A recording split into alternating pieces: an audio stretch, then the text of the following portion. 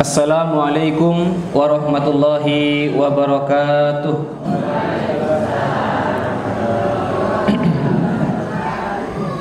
Alhamdulillah, salatu wassalam ala rasulillah, la hawla wa la quwwata illa billah. Asyhadu an la ilaha illallah wahdahu la syarikalah, wa asyhadu anna Muhammadan abduhu wa rasuluh. Allahumma salli ala Muhammad wa ala alihi Muhammad, amma ba'd. Puji dan syukur kita panjatkan kepada Allah Subhanahu wa taala atas limpahan nikmat yang sudah Allah berikan kepada kita. Mudah-mudahan kita termasuk dari hamba-hambanya yang senantiasa bersyukur. Karena tidaklah kita ini Bapak Ibu dari waktu ke waktu kita berpindah dari satu nikmat Allah menuju nikmat Allah yang lainnya. Mugi-mugi kita sedaya diparingi, diberikan keberkahan yang banyak, diberikan nikmat yang banyak, diberikan rezeki yang bermanfaat, dan mudah-mudahan kita senantiasa diistiqomahkan di atas agama Allah sampai akhir nanti. Salawat dan salam semoga Allah limpahkan kepada suri tauladan kita Nabi Muhammad sallallahu alaihi wasallam beserta seluruh keluarga beliau, para sahabat, para tabi'in, tabi'ut tabi'in, serta para ulama dan juga seluruh pengikutnya yang senantiasa istiqomah menjalankan sunnah-sunnahnya hingga hari akhir. Bapak Ibu ingkang minulya, Bapak Ibu yang dirahmati Allah Subhanahu wa taala, bagaimana kabarnya? Bapak Ibu sehat sedaya? Alhamdulillah. Nggih. Nggih ingkang dalu menika kita sedaya ajengaken nindakaken pangaosan sareng-sareng nggih. Nggih menawi kita ngagem bahasa Jawi mawon nggih. Bahasa Jawi napa Indonesia niki? Di mix ini, Pak. Wah, berarti bahasa Inggris ya di mix ya. Dicampur. Gado-gado mawon, Pak nggih. Nggih. Alhamdulillah, Bapak Ibu sehat nggih? Badannya sehat? Sehat. Hatinya sehat enggak, Bu? Sehat. Berarti jiwanya sehat?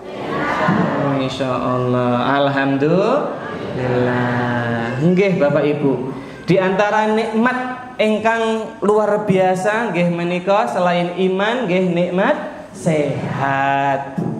Bapak Ibu, nek sehat niku nopo-nopo ingkang diparingi Gusti Allah niku, segala sesuatu yang diberikan oleh Allah itu terasa nikmat. Ya, Pak, kalau sehat itu makan sate kambing nikmat ya, nggak merasa bersalah. Tapi nek badannya sakit, kolesterolnya tinggi ya Bapak Ibu, makan gulai tongseng enak, pas makan habis makan kepikiran terus, ya Allah ya, mulai mumet iki gulune. Nah, gitu ya, Pak ya. Punya mobil yang mewah, mobilnya mahal, harganya 1 M ya Pak ya. 1 M ini kan 1 ember nih. Oh, 1 miliar nggih. 1 miliar harga mobilnya, enak nih Bu. Mobil listrik Pak ya. Tapi nek badannya nggak sehat, asam urat nggih. Waduh nggih. Napa malah wonten bisul. Wah, mboten sekeco niku mobile Pak nggih.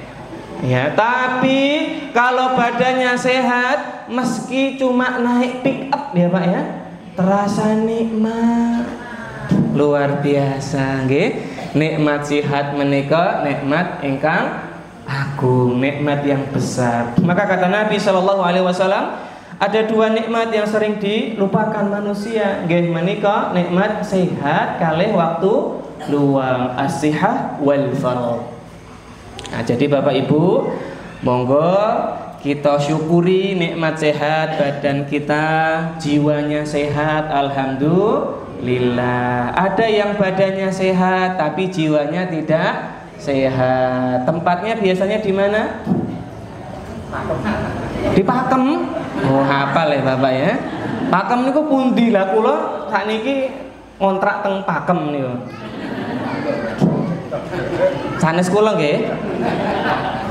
Teng Pakem niku teng rumah sakit Gracia. Nate mriko, Bu?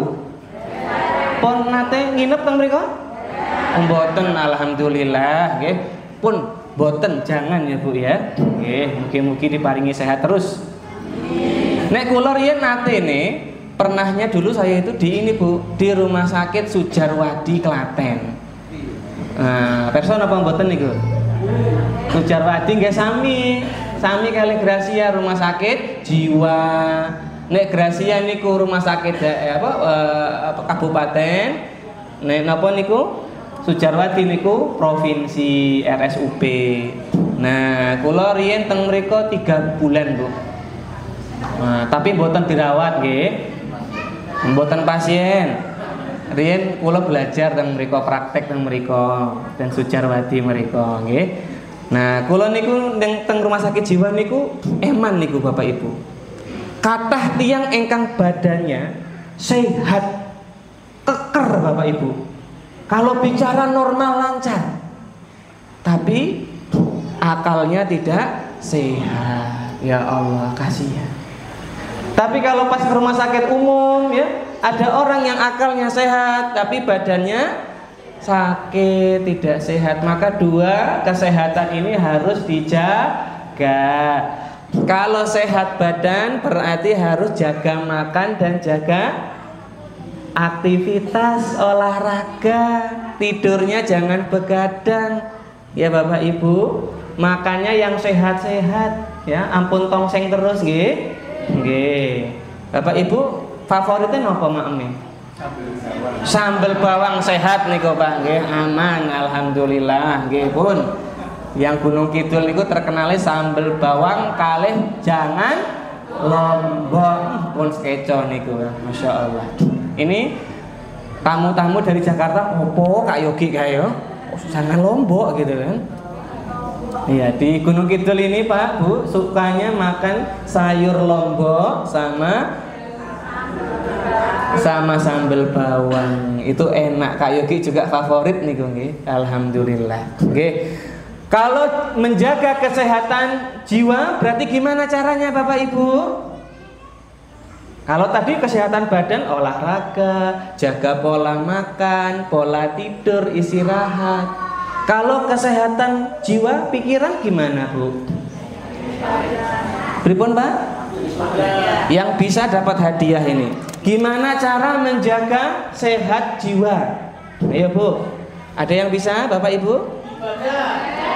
Angkat tangan dulu. Bapak Eno, napa Pak?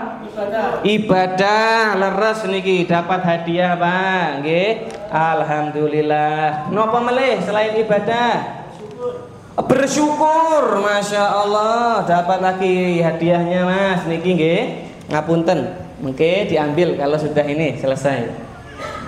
Apalagi beribadah, banyak bersyukur. Napa melih? Napa? Ya, baca Quran, apa? Takorup. Napa niku takorup Bapak? Iya, napa? Mendekatkan hati dirinya kepada Allah. Nggih, padha apa? Sami mawon kalih ibadah wau. Napa melih? Berzikir sami, beribadah Bapak Ibu pun. Sampun, Bu. Nah. Napa melih? Kerukunan, adab kepada tetangganya. Lah aku tuh apa kedah rukun niku Bu. Nah, mengke hadiah setunggal ya Bu. Nggih. Wah, ternyata Bapak Ibu Masya Allah niki nggih. Setunggal melih. Kerukunan bertetangga. Napa Bapak? Dirahmati Allah nggih, mugi-mugi Pak. Matur nuwun napa melih? Ingat mati. Nggih napa Bu? Nah, nika nggih. Atine pun adem ayem. Boten wonten penyakitipun iri, dengki. Napa melih? Penyakit hati menika sombong, riya, nggih. Wah, ujub, tukang pamer. Nah, niku sehat insyaallah jiwanya. Nggih. Bapak Ibu, hadiahnya langsung 4 loh ini ya. Wah. Ada ini ya 200 hadiah ya. Oh, enggak ya Ustaz ya. Ada banyak lah pokoknya. Itu di depan ada mobil Pajero itu ya. Bukan hadiah itu ya, bukan ya. Baik. Bapak Ibu ingkang minulya, kesehatan jiwa harus dijaga. Utama pokok menjaga kesehatan jiwa nggih menika tadi betul mendekatkan diri kepada Allah. Berarti memperbaiki iman. Nopo tauhid. Nggih, semakin cinta kepada Allah, semakin bertakwa kepada Allah. Niku pokok. Kula riyen teng RSJ niku, pasien-pasiennya itu Bapak Ibu belum pernah gitu loh ketemu pasien yang tauhidnya itu bagus sekali.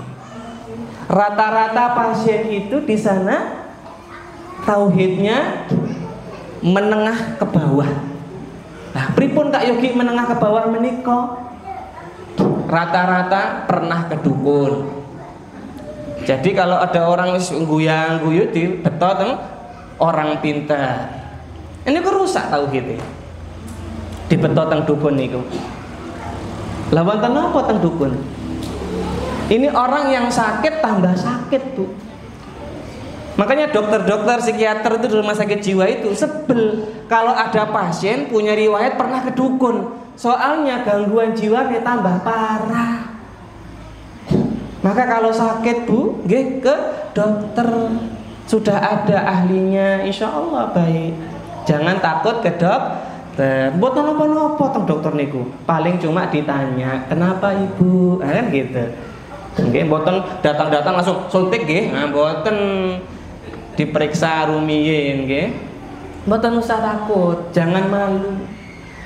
Terus kalau pas di rumah sakit dulu banyak juga orang yang ternyata Bapak Ibu dulunya jarang duduk di majelis ilmu, jarang ikut pengajian. Jadi ternyata biar sehat mentalnya itu yang pertama meningkatkan iman, yang kedua banyak belajar. Baru nanti tadi ya hatinya bersih dari penyakit hati. Baru nanti sama tetangga baik hubungannya, sama keluarga baik hubungannya. Oke, kita akan belajar. Maka Bapak Ibu, selain orang dewasa, anak-anak juga bisa kena gangguan jiwa. Salah satu penyebabnya nggih menika nek lare-lare niku terlalu banyak, anak-anak itu terlalu banyak menggunakan niki. Napa niki? Lah, HP, gadget niki, Pak. Nah, tiang sakniki niku nggih, orang tua sekarang itu, Bapak Ibu sekarang itu seneng kalau anaknya dikit-dikit dikasih HP. Anaknya nangis, HP. Anaknya marah-marah, HP. Anaknya ketakutan, HP. Lek anaknya kelaparan bisa HP enggak? Oh enggak ya, makan dulu baru HP lagi. Akhirnya banyak anak-anak itu tergantung sama HP Bapak Ibu. Sehingga anak-anak itu nanti akan tumbuh menjadi orang dewasa yang tidak mampu mengendalikan dirinya. Karena ketika kecil dia tidak diajari mengendalikan dirinya, tapi terbiasa tergantung sama hal-hal di luar dirinya, yaitu HP. Marah, harusnya orang bisa ngendaliin marah sendiri, tapi anak marah biar diam dikasih HP. Akhirnya anak diam karena HP-nya, bukan karena pengendalian dirinya. Anak lagi sedih, nangis, biar ceria dikasih HP. Akhirnya manusia nggak belajar gimana sih caranya menghadapi kesedihan. Akhirnya terbiasa dengan HP. Benten kali zaman Bapak Ibu rumiyin. Teng benten nggih Pak. Nek takut ya dihadapi sendiri takutnya. Nek sedih nangis ya dihadapi sendiri sedihnya, dikendalikan. Nek marah ya ngendaliin marahnya. Tapi anak-anak sekarang niku terlalu banyak HP. Kak Yogi, lah kenapa kalau banyak HP? Bapak Ibu, menurut penelitian dalam bidang kesehatan jiwa, kalau anak-anak terlalu banyak HP sehari untuk anak umur 6 sampai 12 tahun menggunakan HP lebih dari 3 jam sehari, ini akan menyebabkan gangguan emosional anak. Napa niku Kak Yogi gangguan emosional? Anak susah mengendalikan emosinya. Makanya hari ini banyak anak-anak itu gampang marah, berani sama orang tua, berani sama guru-gurunya. Dikit-dikit marah, minta permen gak dikasih, marah. Minta mainan gak dikasih, marah. Ya Pak ya, tukang cilok, ngikap. Bu, cilok gak boleh ya nak. Nangis ibu, udah guling-guling ya, koprol gitu ya. Coba zaman dulu Pak, berani kayak gitu sama orang tua? Berani nggak Pak? Wah, boten Kak Yogi ya. Berani ngewaneni, berani membantah orang tua, sikat Kak Yogi ya. Sekarang itu kan longgar. Anak-anak sekarang terlalu dimanjakan. Kebanyakan orang tua komunikasi sama anaknya itu kurang, dan mereka lebih banyak HP-nya yang berkomunikasi dengan anak.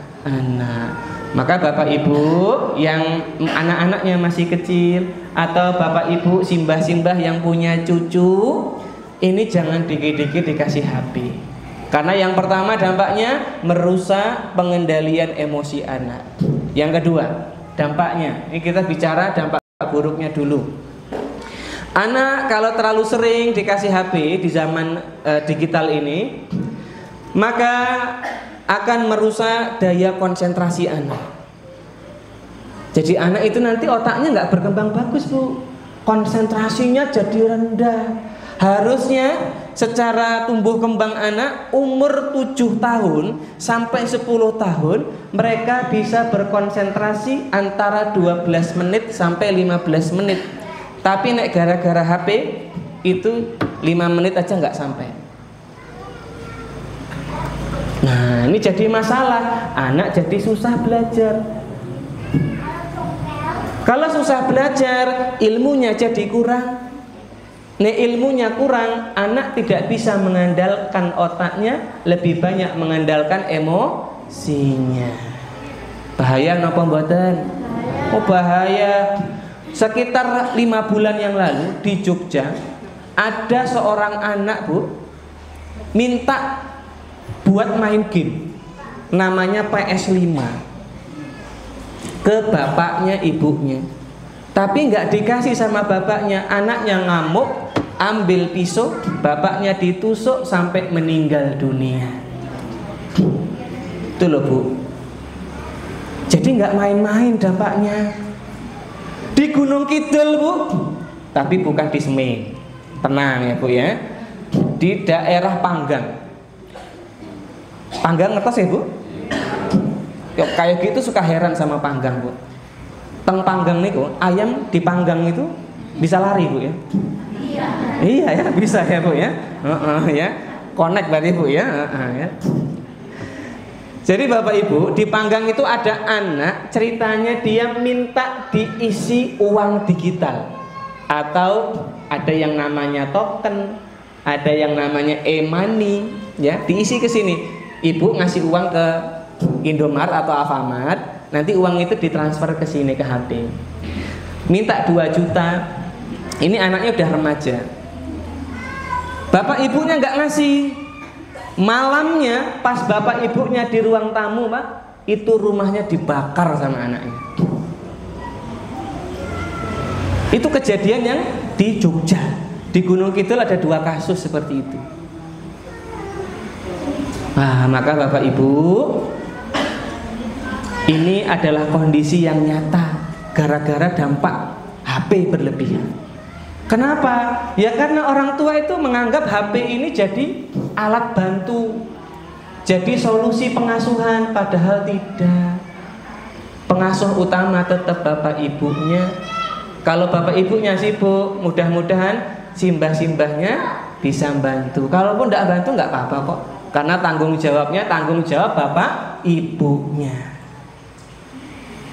Dan hari ini Bu, dalam sebulan terakhir Itu di Gunung Kidul ada 2 kasus bunuh diri, di daerah Kulon Progo 2, di Sleman 1, dan korbannya anak-anak SMP. Nah, Bapak Ibu, anak-anak itu bukan hanya agresif keluar, tapi kalau anak-anak terlalu banyak ini, dampak ketiganya, tadi kan yang pertama adalah emosinya nggak stabil, yang kedua fungsi akalnya, konsentrasinya menurun, yang ketiga harga diri atau konsep dirinya rendah. Ini yang bikin anak-anak jadi gampang stres. Kalau sudah sering stres, jadi gampang depresi. Nek depresi, jadi gampang bunuh diri. Depresi itu ada 2, Bu. Apa ujungnya? Jadi orang itu urutannya stres dulu. Jadi stres itu tekanan, banyak pikiran dulu, Bu. Pak, ada masalah, dipikir ya. Makanya Bapak Ibu nih ada masalah, jangan terlalu dipikir, tapi banyak zikir, banyak berdoa, terus banyak curhat atau minta nasihat sama Ustadz Erwin. Nah, nanti dikasih nasihat insya Allah untuk menenangkan diri dulu. Karena yang dibutuhkan tenang dulu jiwanya. Ngadepin masalah itu, Bu, tenang jiwanya dulu. Meskipun hutang masalahnya, hutang itu tenang dulu ngadepinnya. Tapi kalau panik, kalau stres, nanti stresnya lama, masuk fase depresi. Nek sudah depresi, sebenarnya kita harus minum obat. Ada namanya antidepresan obatnya. Tapi nggak boleh beli sendiri, harus resep dokter.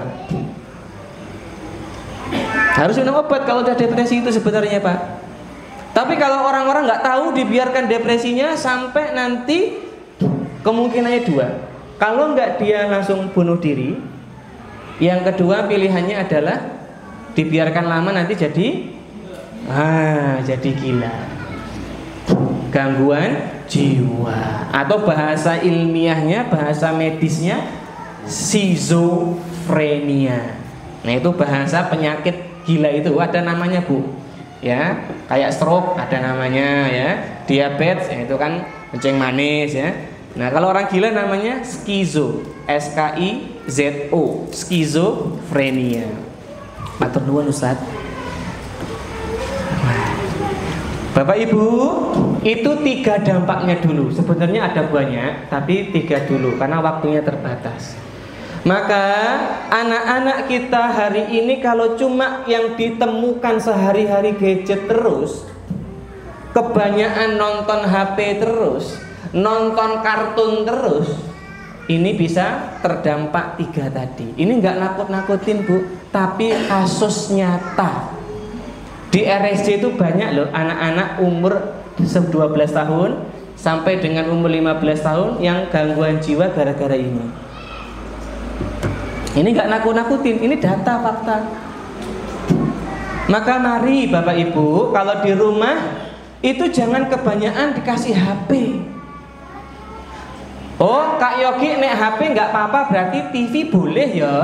TV ini ku sami mawon gadget. Gadget niku nggih HP, tab niki, laptop, komputer, TV termasuk gadget.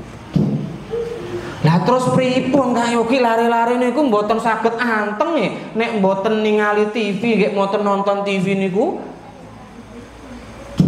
Pripun nggih Kak Yogi? Bapak Ibu riyen waktu kecil dulu ada TV, Pak? Bahagia tadi. Bahagia kok.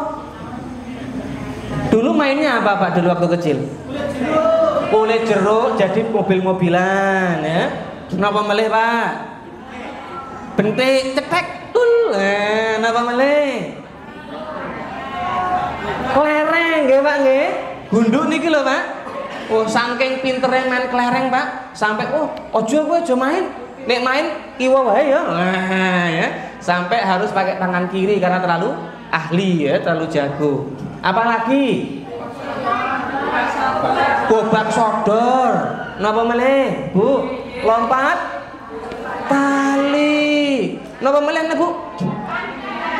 Bekel. masak-masakan, tembak-tembakan pakai daun pisang loh ya toh. Lah bahagia toh Pak? Leres nggih? Lah bahagia. Dulu nggak ada TV bahagia itu. Kenapa sekarang harus TV?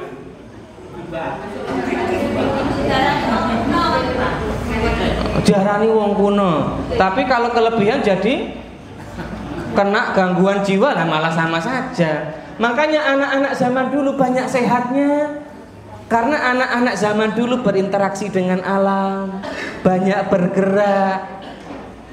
Bapak Ibu, harusnya kita mencontoh dari generasi terdahulu. Generasi terdahulu leres, mungkin jadul, mungkin dibilang kuno, mungkin dibilang kurang modern, tapi manfaatnya yang paling terasa itu sehat. Sehat fisiknya, sehat mentalnya. Nah anak-anak sekarang kalau lihat HP, nonton kartun, badannya gerak enggak? Enggak gerak. Otaknya mikir enggak? Enggak, dulu tembak-tembakan mikir. Aku kan delik ning kene ketok ora ya? Kekek ngalih ya iki, ketok iki. Main kelereng mikir. Lompat tali mikir, Pak. Dulu ibu-ibu sampai berapa jengkal lompatnya bisa? Bendera bisa bendera? Bendera ya Bu ya, hebat. Anak sekarang Bu, coba anak kelas 3 SD udah bisa lompat tali belum? Jangankan bendera, selutut aja angel itu lompat. Piye iki? Lompat piye iki kan gitu. Bukti anak sekarang itu kurang stimulasi. Bukti anak-anak sekarang ini lebih rentan terhadap masalah-masalah kesehatan, fisiknya juga mentalnya. Iklan ada ini Bu, hidangan, monggo Bapak Ibu sambil nanti dioper ya, sambil disantap ya Ustaz, boleh sambil disantap tapi dibagi-bagi sampingnya nggih, jangan sendirian. Kita lanjut. Terus Kak Yogi lah pripun komunikasinya di era digital ini sama anak-anak? Biar pendidikannya bagus, biar anak-anak sehat. Gak banyak Bu, malam hari ini kita bahas gak banyak, 3 aja ya Bu ya. Kok ngitungnya lama Kak? Ya 3 aja Bapak Ibu ya. Yang pertama, komunikasi untuk anak-anak di zaman digital ini Bapak Ibu, ini komunikasi yang zaman dulu kurang. Zaman dulu kurang, makanya zaman sekarang harus diperbanyak. Apa Kak Yogi zaman dulu kurang, sekarang harus perbanyak? Apa Bapak Ibu? Yang dulu waktu kecil kita nggak banyak dapat dari orang tua kita. Ada yang tahu? Perhatian. Udah dapat hadiah belum Pak? Oh udah ya, double nggak boleh ya, double ya, nggak boleh ya. Perhatian leres saestu niku Pak. Zaman dulu orang tua itu agak susah untuk menunjukkan cintanya sama anak-anak. Coba Bapak Ibu angkat tangan nanti yang kalau pernah. Siapa yang dulu waktu kecil pernah dengar dari bapak ibunya bilang gini, Le, Duk, bapak cinta sama kamu? Ada? Coba angkat tangan. Nah, gak mungkin gitu ya. Jarang nek wonone apa nek ada itu jarang Bu. Duk, Le, bapak ibu bangga sama kamu Le, Duk. Pernah? Jarang kalaupun ada. Duk, Le, bapak sayang sama kamu. Ada? Iya toh Pak? Jarang loh. Sekarang pertanyaannya meningkat. Siapa yang duduk di sini pernah bilang ke anaknya, Le, Nduk, bapak sayang, ibu sayang sama kamu? Ada? Lah gimana toh ini? Kok masih jarang juga? Kan dulu udah jarang kita, harusnya kita memberi dong. Jarang toh? Nah, Bapak Ibu, di zaman Nabi Muhammad SAW ada seorang sahabat Nabi yang bernama Al-Aqra, panggilannya ya. Dia melihat Nabi waktu itu lagi main sama anak-anak. Nabi peluk anak-anak, Nabi cium anak-anak. Nabi sayang kepada mereka. Lalu Al-Aqra itu dengan agak bangga dia bilang, "Wahai Rasulullah, di rumah itu aku punya 10 anak, tapi nggak ada satupun yang aku perlakukan demikian." Berarti 10 anaknya itu nggak ada yang diciumin, dipeluk-peluk. Dan dia bangga karena kebanggaannya itu kalau bisa disegani anak, ditakuti anak, ya. Maka Nabi SAW bersabda, Nabi katakan kepada Al-Aqra, "Man la yarham la yurham." Barang siapa yang tidak menyayangi, maka dia tidak akan disayang. Maka prinsip dasar pendidikan anak, komunikasi sama anak itu kasih sayang. Dan kasih sayang itu ditunjukkan, Bu. Anak itu nggak mungkin paham. Anak umur 7 tahun, apalagi di bawah 7 tahun, dia nggak paham kalau bapaknya berangkat pagi, pulang malam bekerja itu sayang sama dia. Nggak paham, Pak. Dia pahamnya malah bapak kok malah kerja terus, nggak mau main sama aku. Janjane sayang nggak sama aku, malah gitu dia. Ibu sibuk nyapu, sibuk masak, sibuk bersih-bersih rumah, sehingga jarang bermain sama anak. Maka anak akan merasa, ibu kok nggak sayang sama aku, po. Sibuk terus. Anak nggak paham itu cinta, Pak. Itu bahasa cintanya orang dewasa. Melayani itu bahasa cintanya orang dewasa. Tapi bagi anak-anak itu, Bu, anak-anak itu butuh diucapkan. Anak-anak itu butuh ditunjukkan dengan perilaku kita, Pak. Dipeluk anak itu, dicium anak itu, Pak. Kalau pergi-pergi digandeng tangannya, Pak. Ini komunikasi untuk anak-anak generasi alpha sekarang ini, Pak. Namanya generasi alpha untuk digital ini, Pak, ya. Jadi kalau Bapak Ibu belum menunjukkan cinta, mereka nggak akan memahami bahwa orang tuanya itu cinta sama mereka, simbah-simbahnya cinta sama mereka. Jadi cinta itu bukan semua kemauan anak dipenuhi, Bu.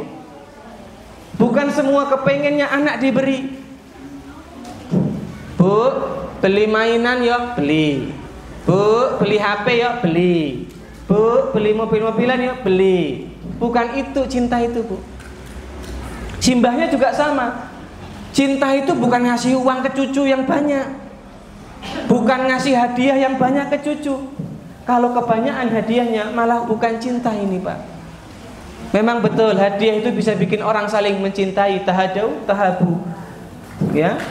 Tapi kalau kebanyakan ini justru malah membuat mati rasa.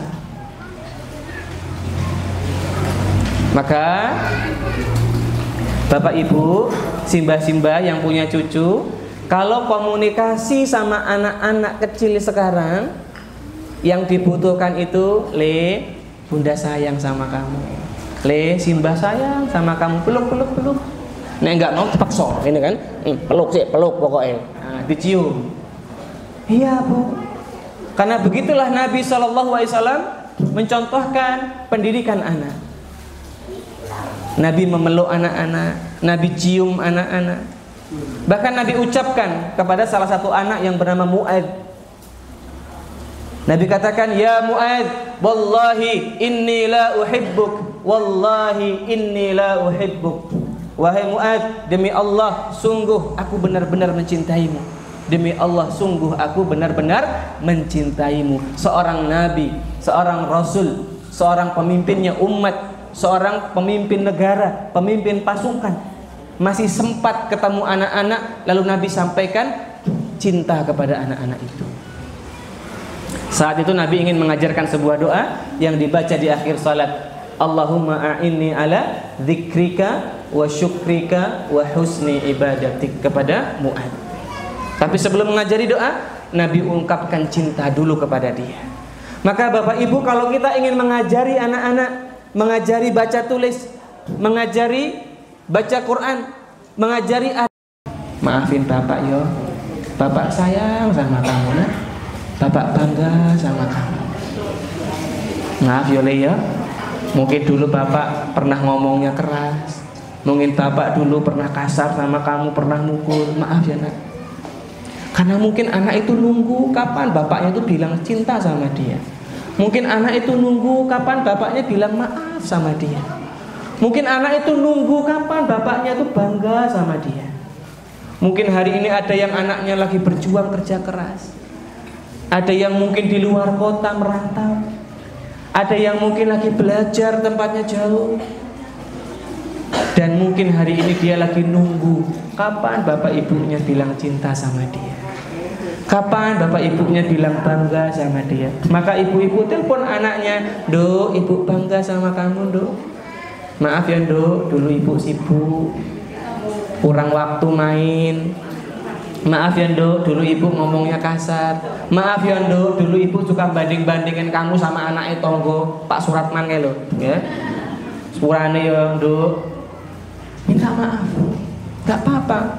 Ini tidak akan menurunkan muruah, tidak akan menurunkan kehormatan orang tua di hadapan anak. Justru anak semakin menghargai orang tuanya. Orang tuanya pernah salah lalu minta maaf. Gak apa-apa, Bu, kita pernah salah kok. Gak ada orang tua sempurna. Jadi Bapak Ibu yang sudah senior, yang anak-anaknya sudah besar, belum terlambat untuk bilang anaknya, "Nah, Bapak sayang sama kamu." Mungkin dengan ucapan itu Pak, anaknya yang lagi sedih, anaknya yang lagi capek berjuang, dia bangkit lagi karena dengar ucapan itu dari ayahnya. Oh, ternyata Bapak Ibu bangga sama dia. Oh, Bapak Ibu sayang sama dia. Oh, bapak ibunya peduli sama dia, perhatian sama dia. Mungkin ini yang bikin dia jadi kuat nanti di perantauan dimarahin bosnya. Bikin dia kuat di perantauan nanti ketika kerjaannya berat. Mungkin bikin dia kuat nanti di perantauan dia lagi banyak masalah, Pak. Karena kita nggak tahu apa yang sedang anak kita hadapi saat ini. Gunung Kidul termasuk daerah yang angka bunuh diri pemudanya tinggi. Mungkin mereka itu merasa tidak dihargai sama orang tua. Maka mari Bapak Ibu kita contoh Nabi SAW dalam mendidik anak-anak. Tunjukkan cinta. Meskipun anak udah besar, gak apa-apa, jangan malu. Kadang kita yang gengsi. Nanti pulang ketemu anaknya, bapak-bapak biasanya, "Le, sini Le." Habis belajar karo Kak Yogi. Bapak itu sebenarnya pengen minum, ambilin minum, malah minum ya, katanya mau bilang cinta. Kadang kita yang gengsi Pak ngomong gitu. Ayo bilang Pak. Kalau nggak dibiasakan, nggak akan terbiasa. Dan pendidikan berbasis cinta ini pendidikannya Nabi, bukan pendidikannya orang Barat, bukan Pak. Tapi justru orang Barat yang hari ini memakai pendidikan itu. Ketemu anaknya, "My lovely son, come here, come here, come here. Kiss me, son. Ah, that's good, that's right. Okay, ladies and gentlemen, today we learn about." Kok malah ikut-ikutan ya? Terima kasih Ustaz. Baik. Nah itu Bapak Ibu. Jadi apa namanya? Sudah adzan Ustaz? Oh, oke. Sudah adzan.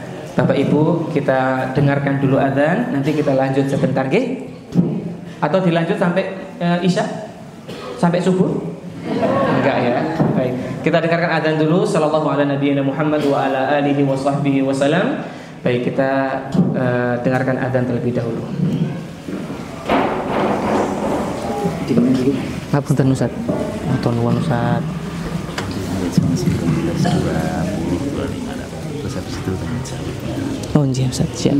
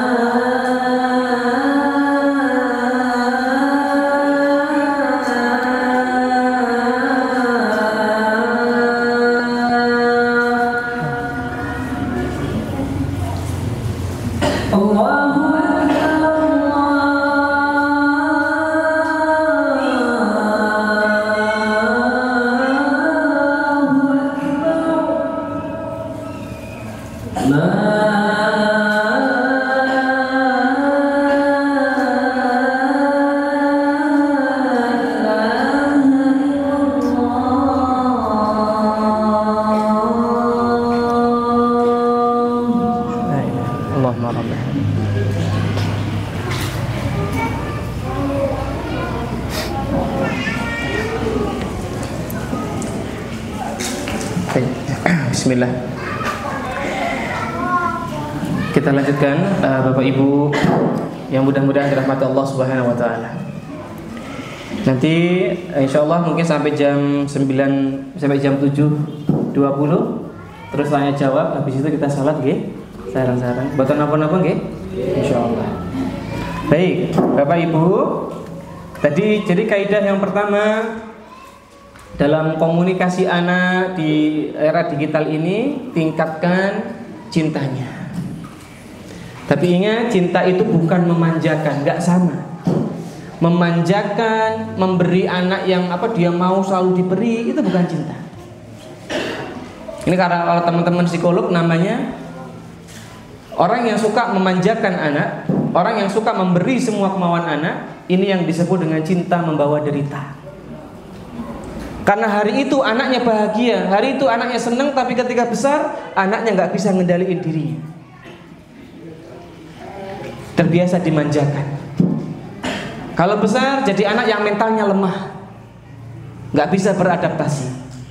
Kalau besar jadi anak yang nggak bisa ngadepin masalah, karena kemampuan menghadapi masalah, menyelesaikan masalahnya rendah. Makanya banyak anak disebut lumuh. Napa niku lumuh, Bu? Lumuh niku nggih lemah mentalnya. Maka jangan suka memanjakan anak. Sudahlah kita ini tinggalnya di desa, ya Bapak Ibu, nggih Kayuki juga orang desa sama. Kula saking Karangmojo mriku, tetangga kita Bu ya.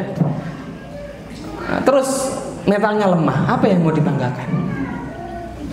Datang ke Jogja kota, kita cuma bakal jadi orang yang terpinggirkan di sana, karena mentalnya nggak kuat. Dari kecil dididik dengan manja, maka jangan dimanjakan. Cinta itu ditunjukkan dengan cara, siapa yang tahu gimana cara menunjukkan cinta? Dapat hadiah ini. Yang boleh jawab boleh pulang duluan. Memangnya anak SD ya Pak ya. Napa niki Bapak Ibu? Menunjukkan cinta. Apa Bu? Gimana caranya? Dengan kata-kata. Betul Bu, Masya Allah, dapat hadiah ya.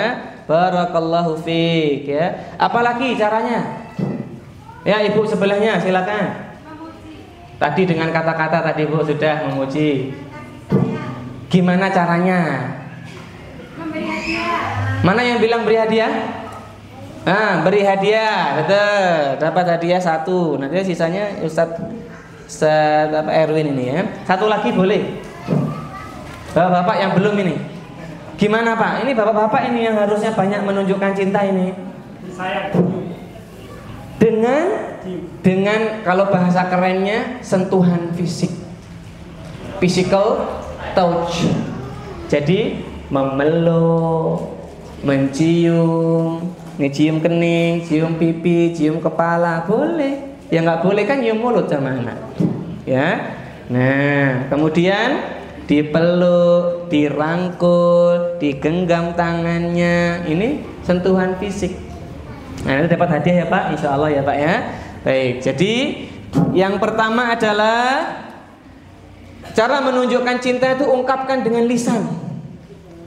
Setiap hari ungkapkan Bu, minimal sekali. Bapak juga di pagi hari mau berangkat sekolah, nah Bapak sayang sama kalian, sama kakak, sama Abdullah, sama Umar, sama Aisyah. Sini peluk nak.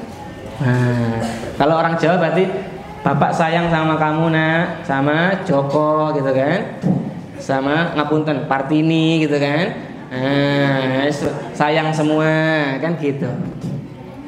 Ya. Dipeluk terus diantar ke sekolah. Insya Allah ini lebih baik nanti ke sekolah diadabnya. Makanya anak-anak yang suka membuli di sekolah, ganggu temannya, ini anak-anak yang BTT Bu. Napa BTT? Butuh tatih tayang, butuh kasih sayang. Makanya nakal di sekolahnya Bapak Ibu. Tapi kalau terpenuhi cintanya, gak nakal anak-anak itu insya Allah. Penuhi cintanya dengan lisan. Yang kedua, dengan sentuhan. Tadi Bapak bilang ya, cium, peluk. Menurut penelitian Dr. John Gottman, diteliti Pak pakai MRI. Wah. Jadi anak-anak laki-laki yang sebelum berangkat kerja mencium istrinya selama 6 detik, harapan hidupnya lebih panjang. Wah, itu yang alhamdulillah kewenceng itu berarti rajin itu ya. Tapi istrinya sendiri loh Pak yang dicium ya. Istri tetangga nggak boleh ya. Jadi penelitiannya berbunyi begitu. Laki-laki yang mencium istrinya selama 6 detik sebelum berangkat kerja, harapan hidupnya lebih panjang. Lah kok bisa kayak umur kan udah ditentukan Allah. Boten, maksudnya adalah sama seperti orang yang makanan-makanan sehat, harapan hidupnya lebih panjang. Orang yang menghindari rokok, harapan hidupnya lebih panjang. Sama kayak gitu, menjaga kesehatan. Kenapa? Ketika mencium pasangannya selama 6 detik, otak kita di kelenjar pituitari namanya, yang mensekresi, mengeluarkan hormon namanya oksitosin, bekerja dengan sempurna. Jadi dia mengeluarkan oksitosin dengan sempurna, membanjiri otak kita, sehingga orangnya jadi bahagia. Nanti kalau di jalan banyak tekanan, senggolan sama orang kan stres tuh. Gak gampang marah. Ngapunten nggak Pak, kulo eka salah. Wah, pun kulo salah napa-napa. Tapi kalau kurang oksitosin, apa? Sampean niku, salah niku. Jadi ini bertengkar. Kerja jadi semangat karena otaknya dipenuhi hormon kebahagiaan. Hormon kebahagiaan itu ada 4: dopamin, oksitosin, serotonin, dan endorfin. Salah satunya tadi oksitosin. Jadi kalau Bapak Ibu itu saling menunjukkan cinta, oksitosinnya keluar banyak. Jadi oksitosin disebut juga hormon cinta. Itu Allah sudah berikan di otak kita, Pak. Makanya Nabi mengajarkan kita untuk berkasih sayang.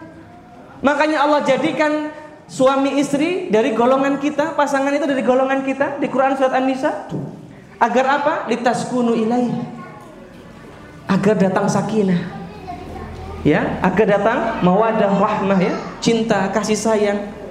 Di antara penelitiannya hari ini adalah Allah turunkan Allah ciptakan otak yang memunculkan hormon cinta tadi. Masya Allah. Jadi apa yang disampaikan Nabi SAW 1400 tahun yang lalu, hari ini banyak penelitiannya, Pak, terbukti. Makanya ayo tunjukkan cinta.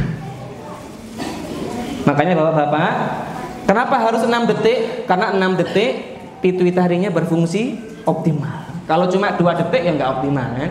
Biasanya mau berangkat ya cium, nggak maksimal lagi Pak, ya. Tahan dulu, 1, 2, 3, 4, 5, 6.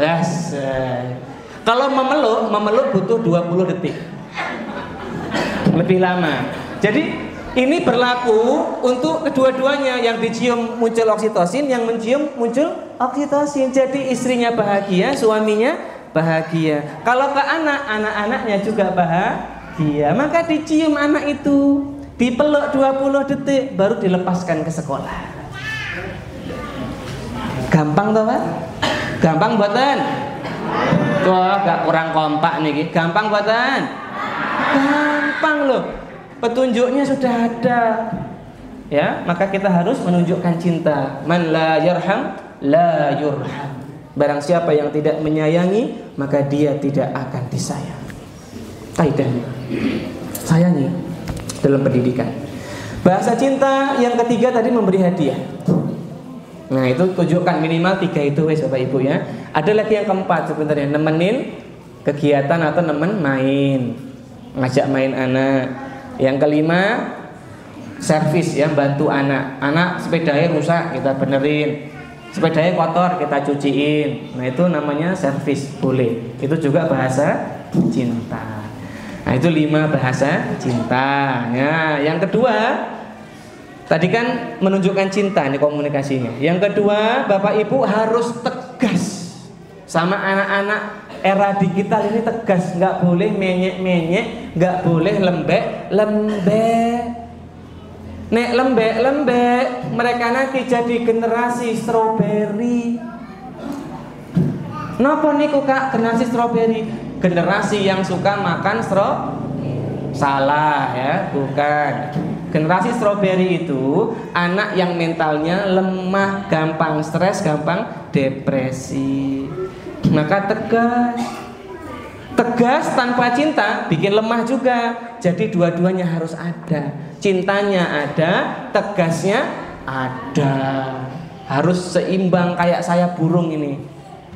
Ya. Nah, nanti kalau anak itu misalnya, Bu, mau nonton, waktunya udah habis hari ini, cuma setengah jam. Biarkan aja, tegas. Bu, mau beli es krim, hari ini jajannya cuma 2.000, udah nggak boleh. Gulung-gulung nangis nggak apa-apa, biarkan aja. Simbah-simbahnya juga harus tegel, jangan dimanjakan, tegas. Maka di rumah harus ada aturan. Jam 9 tidur. Main HP sehari cuma 30 menit. Anak-anak usia SD, Bu, 6-12 tahun nggak boleh sampai lebih dari 1 jam per hari. Jadi ibu-ibu kalau mau ngasih, bagusnya di 30 menit aja kalau mau ngasih. Tapi syaratnya ada. Syaratnya mungkin dia sudah belajar, sudah murojaah, sudah hafalan Qur'annya ya, baru kasih HP-nya. 30 menit itu boleh. Ya kalau yang mau ngasih. Kalau enggak ya enggak apa-apa. Ya Bu ya, tapi jangan lebih dari itu waktunya. Nah, cepat ini. Yang terakhir, yang ketiga, komunikasi untuk anak-anak di era digital ini yang perlu ditingkatkan adalah banyak melatih tubuh anak dan sosialnya.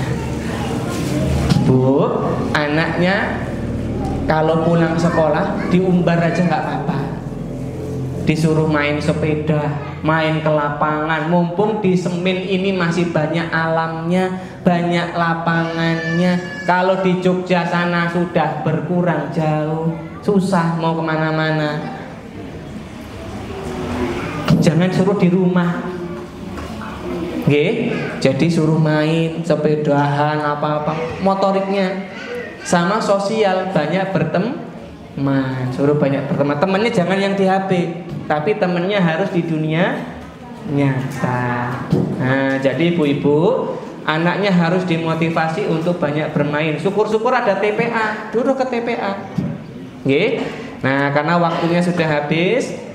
Mungkin demikian Bapak Ibu yang mudah-mudahan dirahmati Allah Subhanahu wa taala. Ini dia pembahasan singkat kita tentang pendidikan anak di era digital. Ini kita baru dasarnya saja, tidak apa-apa, yang penting bisa diamalkan. Ini insya Allah baik untuk anak-anak kita. Nah, kita lanjutkan sesi berikutnya dengan sesi, ada Ustaz? Ada sesi tanya jawab. Nanti saya bertanya, ibu-ibu yang menjawab. Oh, kebalik ya. Monggo kalau ada pertanyaan. Baik, Bapak Ibu sekalian, alhamdulillah materi yang cukup bagus sudah disampaikan oleh Ayogi. Sekarang masih ada sesi tanya jawab. Untuk penanya pertama disampaikan secara langsung, insya Allah dapat hadiah. Oh ya, baik. Silakan, mungkin bisa berdiri Mas. Suaranya biar didengarkan ibu-ibu pertanyaannya. Assalamualaikum warahmatullahi wabarakatuh. Waalaikumsalam warahmatullahi wabarakatuh. Di era sekarang kan gimana supaya anak itu tidak main HP, terus sedangkan orang tua tuh kebanyakan kegiatan kerjanya dengan HP. Waktu yang pas untuk supaya anak tidak keseringan orang tua lihat orang tuanya main HP itu waktunya kapan aja gitu. Yang pas supaya anak itu kan biasa karena ikutin kedua orang tuanya main HP gitu. Mungkin waktunya yang pas untuk main HP. Oke, baik. Terima kasih Pak pertanyaannya. Mohon izin Ustaz ya. Langsung dijawab Pak. Semoga Allah mudahkan untuk menjawabnya. Bapak Ibu, anak-anak itu punya jam ideal main nonton gadget, TV, HP itu ada jamnya. Untuk anak umur 2 sampai 6 tahun itu paling banyak sehari 30 menit. Nggak boleh lebih. Kalau lebih diulang-ulang nanti berdampak pada hambatan perkembangannya. Jadi kalau mau ngasih boleh, tapi 30 menit saja. Yang kedua, diatur Pak. Diatur tontonannya. Untuk anak di bawah 6 tahun jangan dikasih kartun. Apalagi kartun yang ada lagu-lagunya. Loh kenapa Kak Yogi? Ini justru membuat anak-anak itu terlalu berlebih-lebihan stimulasinya. Overstimulation namanya. Dampaknya apa? Nanti otak anak itu jadi nggak sensitif sama lingkungan. Dia jadi terhambat perkembangannya malahan. Jadi kalau mau ngasih HP ke anak, kontennya kalau bisa yang natural, alam, Misalnya lihat hewan, ya Pak, ya kan ada ya dulu ya film-film hewan itu loh, National Geographic, itu kan di YouTube banyak. Hewan-hewan, mau belajar tentang gajah misalnya, ada tuh 20 menit tentang gajah, ada. Mau belajar tentang mobil, nah lautan, hewan laut misalnya, boleh. Itu malah bagus. Dihindari yang malah yang musik-musik. Contohnya kan ada ya, yang sering itu kita nonton anaknya kan, apa namanya yang melon-melon itu ya. Nah itu kan, the wheel on the bus and up and down and up and down, nah, kan gitu kan. Atau Johnny yes papa, alas itu gak masuk itu Bu, jangan wes. Itu bukan untuk anak-anak di bawah 6 tahun, bahaya. Pertama warnanya berlebihan, corak warnanya itu kan buatan, gak nature, gak alami. Yang kedua, gerakan layarnya cepat banget Pak itu. Film-film kartun tuh, zaman dulu Baby Shark gitu kan, itu kan cepat moving gerakannya itu. Itu bahaya buat anak-anak, nggak terlalu bagus. Anak tuh bagusnya yang slow gerakannya. Makanya kalau nonton hewan-hewan itu kan slow, jalan misalnya kan singanya, ya kan ini bagus buat anak. Nah, jangan kasih kartun kok men. Simbah-simbah sama, kalau ngomong putu jangan kasih kartun. Wes toh, kasih aja kelabang. Ini lo kelabang le, kelabang aja gitu. Malah nonton kelabang malah sehat dibandingkan kartun. Itu jadi kontennya harus jelas. Atau bisa nonton Kak Yogi di Explorer ya. Ada videonya Kak Yogi berpetualang ya sama Pak Yusuf ini ya. Nah, sama Kak Yusuf ya. Itu memang kita buat untuk anak-anak di bawah 6 tahun. Isinya kita berpetualang ke alam aja gitu. Jadi yang isinya manusia atau alam malah boleh. Yang kartun-kartun sesekali saja. Dan itu pun dipilih. Contohnya YouFit Kids ada kartunnya bagus boleh. Nusa Rara gimana? Ya boleh tapi jangan yang lagu-lagunya. Tadi lagu-lagu itu kalau kebanyakan nggak bagus buat anak-anak. Gitu nggih. Nah, jadi kontennya, waktunya dibatasi, kontennya juga diatur. Anak kalau terbiasa diatur dari kecil, dia akan terbiasa sampai besar itu aja yang dia lihat. Tapi kalau terbiasa wis sak-sake 30 menit, nanti malah nonton reels, short gitu ya, video-video pendek, scroll kan nggak jelas itu. Awalnya mungkin gajah, berikutnya orang joget, ya kan? Berikutnya orang marah-marah, nggak bagus. Makanya jangan pernah memberi anak tontonan short atau reels ke anak. Itu maaf ya Bapak Ibu, kalau bisa total jangan, bahaya. Itu yang bikin anak brain rot, otaknya busuk, nggak berkembang. Kalau mau berkembang, kasih video yang 10 menit sampai 30 menit tapi tuntas pembahasannya. Soalnya kalau short itu cuma 1 menit, 2 menit tapi nggak tuntas atau terlalu dirangkum. Anak nggak belajar sebab akibat sampai hasil akhirnya.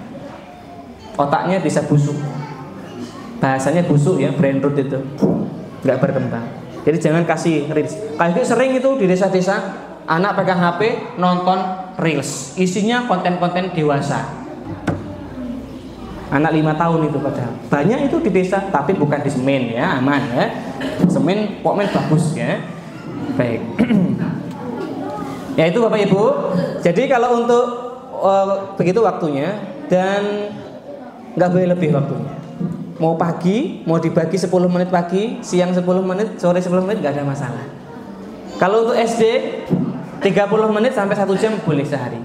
Tapi tadi tetap dibatasi kontennya. Game boleh game, tapi game-game yang simulasi, nyopir pesawat, nyopir bis, game menanam-nanam itu boleh. Tapi game bunuh-bunuhan jangan.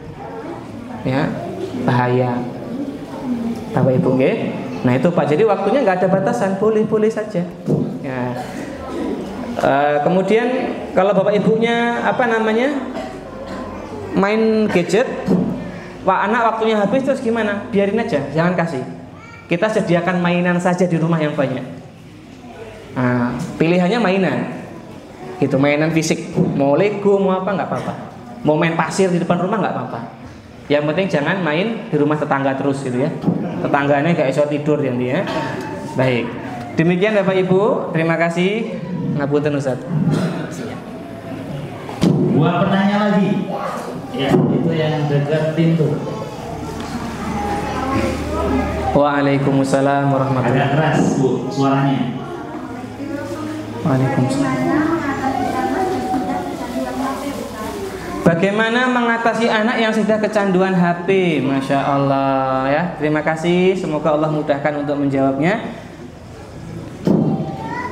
Bapak Ibu, bagaimana mengatasi anak yang sudah kecanduan HP? Bapak Ibu tahu nggak apa ciri-ciri atau kriteria kecanduan HP pada anak? Jangan sampai ternyata salah diagnosisnya, ternyata belum kecanduan. Ayo, apa ciri-ciri kecanduan HP pada anak? Apa? Emosi tidak stabil. Emosi nggak stabil, gampang marah. Apalagi?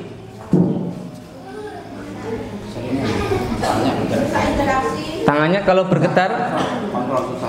Ini kalau tangannya sampai begini itu udah gangguan saraf, Pak. Nah, kalau udah begini bahaya. Betul, tapi banyak yang begini juga. Apalagi? Stres. Mungkin ada, tapi bukan stres. Apa? Perubahan sifat. Wah, bagus ini Ustaz. Tapi hadiahnya buat anak-anak tadi masih ada ya Ustaz ya? Insya Allah ya. Perubahan sifat. Maksudnya adalah yang dulu suka main bola jadi nggak suka. Yang dulu suka main sepeda jadi nggak suka. Lebih suka di kamar main HP. Dulu suka ngobrol sama orang tua jadi nggak suka. Makanya banyak anak sekarang pulang ke rumah langsung masuk kamar, wes mau dipanggil. Wah, ini hadiahnya, ambil. Nah, barakallahu fiik. Ya, Bapak Ibu. Jadi ciri-ciri anak kecanduan itu, kalau kita mengacu pada pedoman diagnosis gangguan jiwa, anak kecanduan HP itu kriterianya paling enggak ada 6. Nanti silakan diingat-ingat dan diwanti-wanti. Jangan sampai keluarganya mengalaminya. Kalau mengalaminya berarti perlu konsultasi. Atau kalau ditangani sendiri bisa, silakan. 1. Anak gagal, ya dia gagal mengurangi keinginan main HP-nya. Gagal. Nah, hari ini main gamenya main HP-nya cuma 30 menit. Wow, nggak mau. Wah, pokoknya gagal. Nah, hari ini waktumu udah habis main HP. Pokoknya tetap nyuri-nyuri gitu loh. Diam-diam. Nah, itu contoh ciri yang pertama. Ciri yang kedua, menarik diri tadi, menghindar. Jadi lebih suka di kamar, suka di rumah daripada kegiatan. Perubahan tadi perilaku. Itu cirinya. Yang ketiga, dia menggunakan gadget dalam jangka waktu yang lama, nggak bisa sebentar. Kapan lama itu? Kalau standarnya dia 1 jam per hari, dia harus 2 jam sampai 3 jam per hari, bahkan lebih. Makanya ibu-ibu yang suka ngasih HP seharian ke anak, malah bu gak ngesakne bu anaknya kecanduan. Nah ini bu, bahaya ini bukan nakut-nakutin loh, bahayanya nyata, serius. Kalau sudah sampai sakit, biayanya banyak berobatnya itu. Biayanya banyak. Berobat gangguan jiwa itu lebih mahal. Serius, obat-obat kejiwaan itu lebih mahal. Makanya hati-hati, sebaiknya nggak usah kena kecanduan daripada berobatnya mahal. Kemudian yang keempat,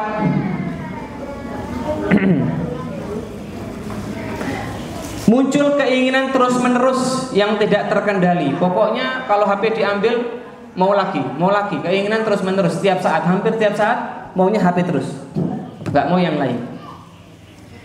Ya, keinginan terus-menerus dan gagal usahanya untuk berhenti. Yang kelima, waktu berlebihan. Ya, kalau tadi yang ketiga itu jangka waktunya panjang, kalau yang kelima itu berlebihan. Jadi dia nggak bisa mengendalikan waktunya. Yang keenam, tetap main HP meskipun dia tahu dampak buruknya. Meskipun dia tahu dampak buruknya, udah dikasih tahu dampak buruknya tapi masih terus main. Nah itu ciri yang keenam. Kalau ada 3 ciri dari 6 tadi itu kecanduan. Kalau baru 1 ya enggak. Kalau 2 ya enggak. Ketiga ada dari 6 tadi ada 3, berarti kecanduan. Nah itu diantara gejalanya. Terus gimana cara menanganinya? Kalau pengen menangani di rumah sendiri, untuk anak di bawah 12 tahun itu beda sama anak di atas 12 tahun penanganannya. Kalau yang di bawah 12 tahun SD itu Bapak Ibu ambil HB-nya total selama tergantung kecanduannya, parah apa enggak. Kalau parah berarti 6 bulan enggak dikasih. Kalau sedang ya 3 bulan total ambil, enggak boleh dikasih akses sama sekali. Ini namanya tekniknya berarti langsung di detox, diambil, dikeluarkan racunnya. Jadi tegel, harus tega, jangan lemah Bu. Tadi kan kaidahnya harus tegas. Yang kedua, kita yang punya kuasa, kita yang punya HP, kita punya uang, ya. Yang repot kalau HP-nya dikasih dari simbahnya, repot iki, sport menes, piye, ya. Dikasih simbah kok gitu ya. Atau HP-nya disita sama ibunya, datang ke rumah mbah, nyilih HP mbah, nyonya HP ya, lah ya sama aja. Simbahnya harus kompak, ya mbah nggih, kompak, tegel mbah. Jangan mau kalah sama putunya, tegel daripada putunya sakit, mending tegas. Yang kedua, setelah diambil, setelah didetox racunnya, maka langkah kedua, Ibu, anak itu harus sediakan banyak aktivitas, disuruh banyak kegiatan. Nah, kalau disemin ya berarti apa aktivitasnya kalau pulang sekolah? Ada TPA, oke. Ya, ada teman-temannya lapangan bola, main bola, suruh main bola. Kalau perempuan apa ya Kak? Kalau perempuan berarti Bapak Ibu sediakan aktivitas di rumah. Kalau senangnya masak ya suruh masak. Kalau senangnya anak sekarang tuh suka buat-buat itu loh, crafting gitu. Suruh crafting, buat-buat. Pokoknya kalau nganggur mesti jadi ingat HP lagi. Jangan nganggur. Makanya orang-orang penanganan kecanduan narkoba di BNN itu kan diambil total narkobanya. Makanya sakau. Sakau itu badannya sakit semua. Dia nggak bisa tidur, nggak bisa ngapa-ngapain Pak. Gelisah, deg-degan, adrenalinnya tinggi. Nah itu dibiarkan, kadang sakaunya seminggu, ada yang sebulan, tergantung orangnya. Habis sakau, itu mereka dibikin banyak kegiatan. Kegiatannya berenang, macam-macam. Makanya di BNN itu semua fasilitas lengkap itu. Gym ada, ya, yang hobinya masak-masak. Makanya kalau anak kecanduan, Bapak Ibu nggak bisa cuma nyuruh stop HP tok, tapi nggak dikasih solusi. Kegiatannya apa? Yuk nanti balik lagi. Solusinya harus ada. Bersama anaknya, diajak ngobrol, diajak jalan bareng, diajak main ke mana pasar main, ya guys. Beli apa? Basreng ya, batagor, sana aja nggak apa-apa. Sambil ngobrol. Nah, kalau laki-laki disuruh 5 waktu ke masjid, biar aktivitas banyak. Gitu nggih Bu nggih? Jadi harus dimotivasi. Yang pertama HP-nya diambil total 3 bulan atau 6 bulan. Jangan kasih pokoknya, pinjam aja nggak usah. Yang kedua, anak-anak itu diajak kegiatan.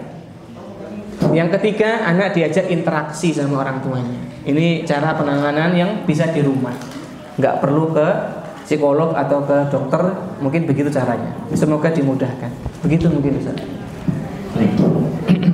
Terakhir,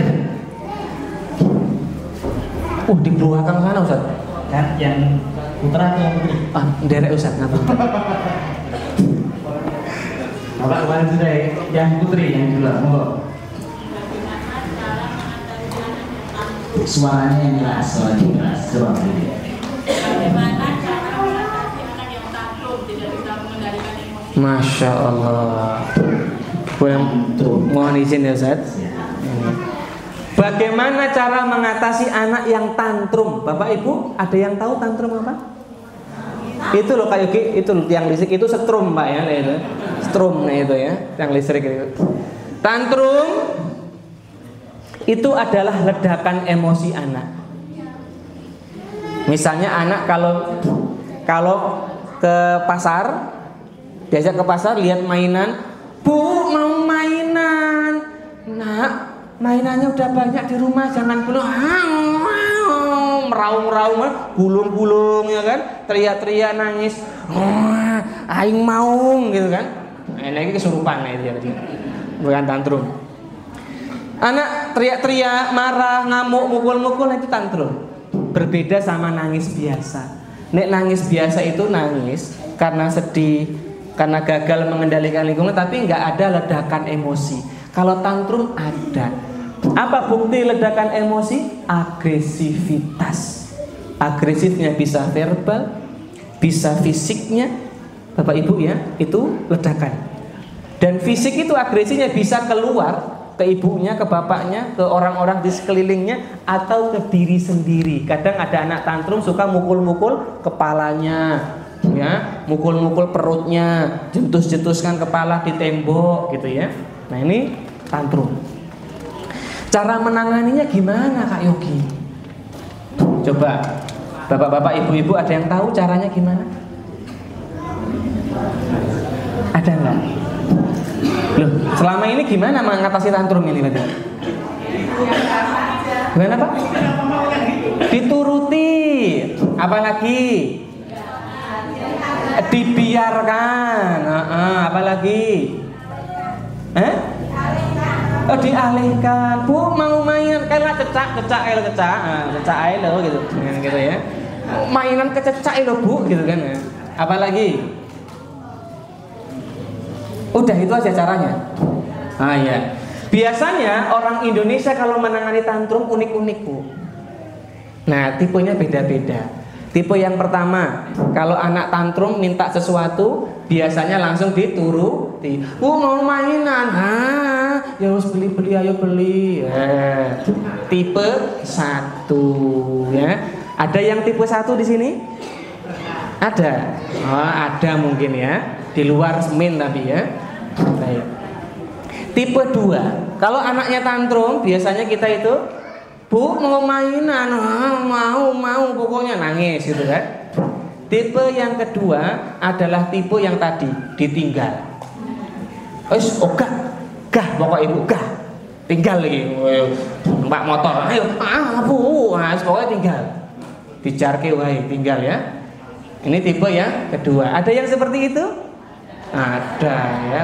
Anaknya ditinggal tapi engkau ngintip-ngintip. Enak orang kayak, ngapa kayak? Jadinya ditinggal ya. Tipe yang ketiga. Nah, tipe yang ketiga ini suka mengancam. Anaknya nangis, tantrum, mau mainan. Enggak, ayo. Meneng orang, ayo, nangis. Enggak Bu, nangis. Enggak. Senyum. Yang lebar. Saya mulai. Malah ibunya, bapaknya ikut tantrum. Itu malah marah genti toh. Nah, itu tipe yang keberapa?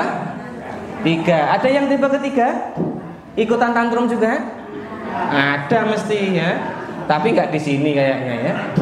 Aman di sini. Tipe yang keempat. Tipe yang keempat ancamannya lebih mengerikan ini. Ada tukang mainan tetat gitu kan. Bu mau mainan, nangis.